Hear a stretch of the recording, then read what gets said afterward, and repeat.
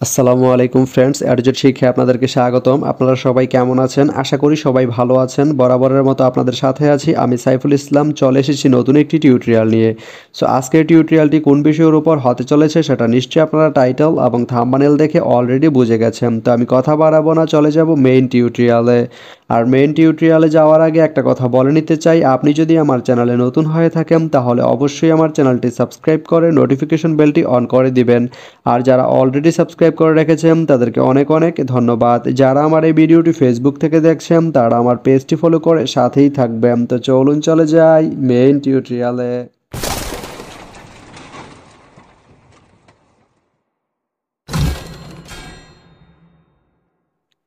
তো বন্ধুরা, আজকে আমরা জানবো আপনি আক্কেলপুর থেকে কিসমত যেতে কোন কোন ট্রেন রয়েছে, সেই ট্রেনগুলো ছাড়ার নতুন সময়সূচি, বন্ধের দিন এবং গিয়ে পৌঁছতে কতক্ষণ সময় লাগবে বিস্তারিত।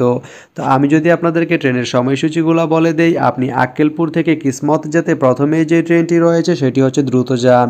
দ্রুতযান ট্রেনটি আক্কেলপুর থেকে ছাড়বে রাত 1:52 এবং এটি কিসমত গিয়ে পৌঁছবে সকাল 6টায়। এই ট্রেনটির কোনো অফ ডে নেই।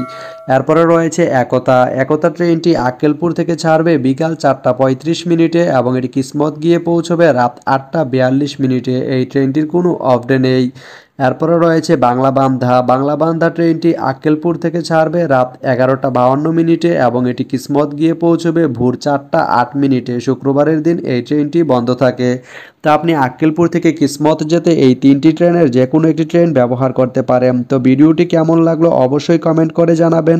আর ভিডিওটি যদি ভালো লেগে থাকে বা আপনার কোনো উপকারে এসে থাকে তাহলে ভিডিওতে একটা লাইক করে দিবেন, কারণ আপনার একটা লাইক আমাকে অনেক ইন্সপায়ার করে নতুন নতুন আরও ভিডিও বানাতে।